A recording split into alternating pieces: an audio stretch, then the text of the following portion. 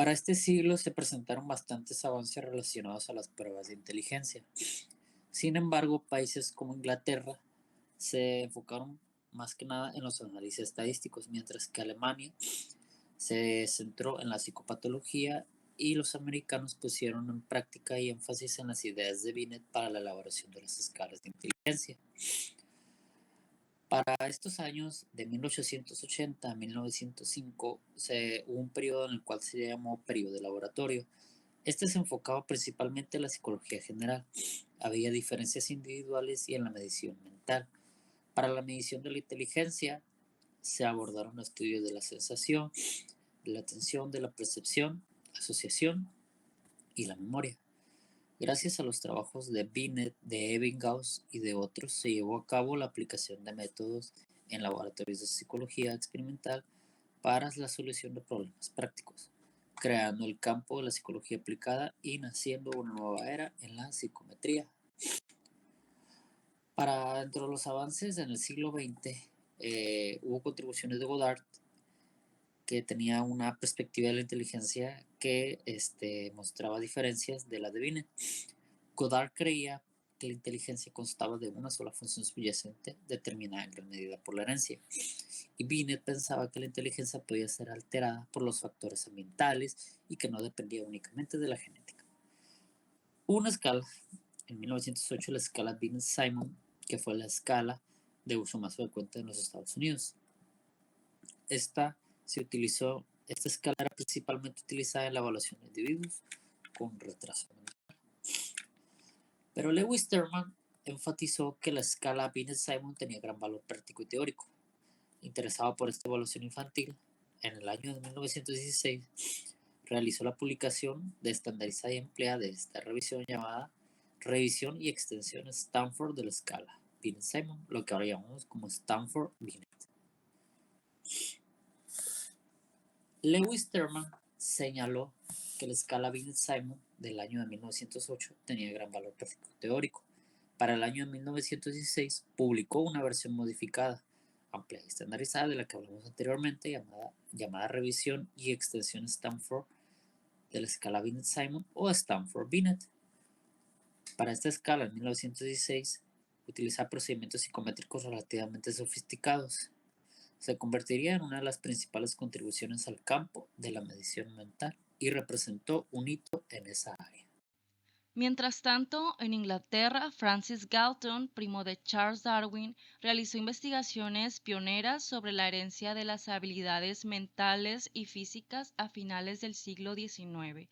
Desarrolló técnicas estadísticas y conceptos como el genio hereditario, el cual es un término que se refiere a la idea de que la capacidad intelectual excepcional o genialidad puede ser transmitida de una generación a otra a través de la herencia genética. La noción sugiere que las características que contribuyen a la genialidad, como la inteligencia, la creatividad o la habilidad en áreas específicas como las matemáticas o las artes, pueden estar influenciadas por esta genética. Por otro lado, en 1904, Charles Spearman propuso la teoría del factor G o inteligencia general, que sugiere que una habilidad cognitiva general subyace a las diferentes habilidades mentales. Asimismo, Raymond Cattell en la década de 1960 distinguió entre la inteligencia fluida, o sea, la capacidad de razonar abstractamente, y la inteligencia cristalizada, o sea, el conocimiento adquirido. Finalmente, Hans Eysenck realizó investigaciones influyentes sobre la estructura de la inteligencia y su relación con la personalidad. Los avances en Alemania muestran a Wilhelm Wundt, quien fundó en Leipzig el primer laboratorio de psicología en el año de 1879. Wundt también en su laboratorio estudió los problemas de la sensación, la atención, los tiempos de reacción, sentimientos o las emociones. Wundt también creía que la finalidad de la psicología era analizar los contenidos de la conciencia, o sea, él pensaba o creía que la psicología debería enfocarse en el estudio de la experiencia inmediata, a través de la autoobservación o la introspección principalmente. Otro autor fue Emil Kraepelin, quien fue uno de los primeros alumnos de Wundt. Introdujo pruebas complejas para medir el funcionamiento mental de los adultos.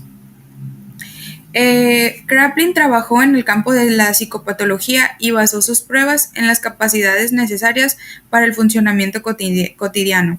Él diseñó evaluaciones de la percepción, la memoria, funcionamiento motor y atención. El siguiente autor fue Hermann Simons, quien desarrolló el test de rendimiento de concentración en la década de 1970, que fue una prueba no verbal ampliamente utilizada.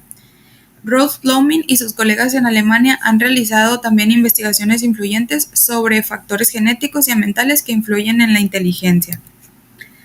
Tenemos a otro autor que es Hernand, quien desarrolló pruebas de memoria, cálculo y oraciones incompletas. Estos primeros trabajos fueron precursores de las pruebas de inteligencia de aplicación grupal. Este autor fue que, en respuesta a las solicitudes de los maestros de Breslau en Alemania, que deseaban la ayuda con la evaluación de la aptitud académica de sus alumnos, fue quien contribuyó con eso. El siguiente fue Karl, quien desarrolló un conjunto de preguntas diseñadas para detectar el retraso mental. Este autor fue muy conocido en Polonia y en Alemania también por sus investigaciones sobre la localización cerebral. El siguiente autor y el último de los avances en Alemania es Theodor, quien publicó una batería de pruebas con preguntas que requerían el pensamiento conceptual. Contribución de Galton. Fue el primero en emplear técnicas objetivas y desarrolló los conceptos estadísticos de regresión a la media y correlación. Estos conceptos permitieron que los investigadores utilizaran las puntuaciones de las pruebas para estudiar la inteligencia a lo largo del tiempo y para examinar la relación entre la inteligencia de los padres con los hijos. Las contribuciones de Galton estimularon el desarrollo del campo de la psicometría, es decir, medición psicológica. Avances de Estados Unidos. Contribución de Jim Kajet. Estudió con Wundt. Kajet dejó a Wundt para fungir como asistente en el laboratorio antropométrico de Galton, de quien recibió influencias. En lugar de seguir el abordaje introspectivo de Wundt para la psicología, Kajet, al igual que Galton, se enfocaron en el estudio de diferencias individuales en el comportamiento. Al regresar a Estados Unidos, estableció un laboratorio de psicología en la Universidad de Pensilvania.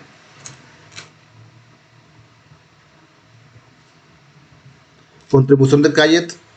En 1890 publicó un artículo en la revista Mid donde utilizó por primera vez el término prueba mental. Ahí describió 50 medidas de las capacidades sensoriales y motoras que diferencian poco de las diseñadas por Galton.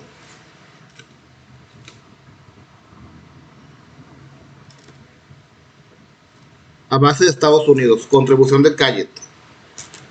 Kajet subrayó que la psicología debe basarse en la medición y la experimentación, previendo las aplicaciones prácticas de las pruebas como herramientas para la elaboración diagnóstica y para la selección de individuos para capacitación.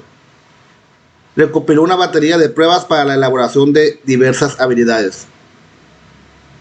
Las pruebas incluían presión dinamétrica, tasa de movimiento, áreas de sensación, diferencia de peso apenas perceptibles, tiempo de reacción al sonido, tiempo para nombrar colores, diserción de una línea de 50 centímetros, juicios de un tiempo de 10 segundos y cantidad de letras recordadas luego de escucharlas una vez. Otros avances.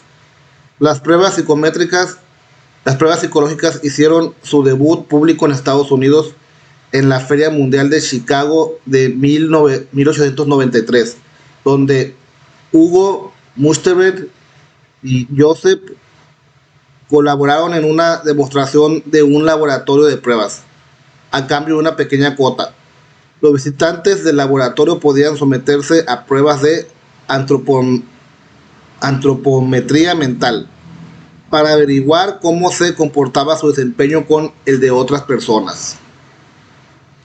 Otros avances de Estados Unidos: Karls estudió con Calle posteriormente en la Universidad de Columbia, investigó la validez de diversas pruebas de funciones sensoriales simples que, según pensaba, se relacionaban con los procesos cognitivos, al utilizar los métodos de correlación de Galton y Pearson. Encontró que las correlaciones de las puntuaciones de las pruebas entre sí y las calificaciones escolares en una muestra de estudiantes universitarios era baja. Quiere decir que lo que obtenían en las pruebas no estaba tan relacionado con las calificaciones, ¿no? Como que no había tanta relación entre la inteligencia de lo que sacaban en las calificaciones con la inteligencia que decía la prueba que medía. Otros avances de Estados Unidos. En 1899, Stace, en la Universidad de Cornell, informó que pruebas similares a las utilizadas en Bern, en Francia, eran poco confiables y, en consecuencia, tenían poco uso práctico. Sin embargo, Schaap solo analizó a 7 estudiantes de posgrado. Las correlaciones débiles no son sorprendentes para esta muestra pequeña y homogénea. Por desgracia, los estudios de Schaap tenían graves deficiencias metodológicas que temporalmente inhibieron el interés en el campo de la medición mental. Porque aquí apenas estaba surgiendo toda esta parte de la metodología, ¿no? Por eso ahí cometieron aquellos errores. También habla de que en pequeñas muestras se generan débiles correlaciones. O sea, entre más sean las muestras, va a ser más fuerte el tipo de ecuación que va a haber. En conclusión, nosotros tenemos la opinión de que este capítulo ofrece una excelente revisión histórica y teórica del concepto de inteligencia y su medición. Nos resulta fascinante ver cómo evolucionaron las ideas y enfoques desde los primeros intentos rudimentarios de Galton y otros pioneros en el siglo XIX, hasta las escalas mucho más sofisticadas y ampliamente utilizadas desarrolladas por Binet, Simon, Terman y Wechsler en el siglo XX. Para nosotros es muy valioso que el capítulo presente y compare las diversas definiciones de la inteligencia propuestas por los psicólogos prominentes a lo largo del tiempo. Esto demuestra lo complejo y multifacético que es el constructo psicológico. Mientras algunas definiciones enfatizan procesos cognitivos superiores, otras resaltan la adaptación al ambiente o las capacidades fisiológicas subyacentes. Encontramos muy convincentes los enfoques que ven la inteligencia como una combinación de procesos cognitivos básicos y superiores, interactuando con el conocimiento y modulados por factores contextuales y culturales. Las teorías analítico-factoriales, con sus discusiones sobre el factor general G versus capacidades específicas, también nos parecen bastante reveladoras. En general, este capítulo demuestra lo lejos que hemos llegado en nuestra comprensión científica de la inteligencia, desde los días de las pruebas sencillas, pero también deja claro que aún queda mucho por explorar y debatir en cuanto a la verdadera naturaleza de este concepto tan fundamental de la psicología y la cognición humana. Muchas gracias.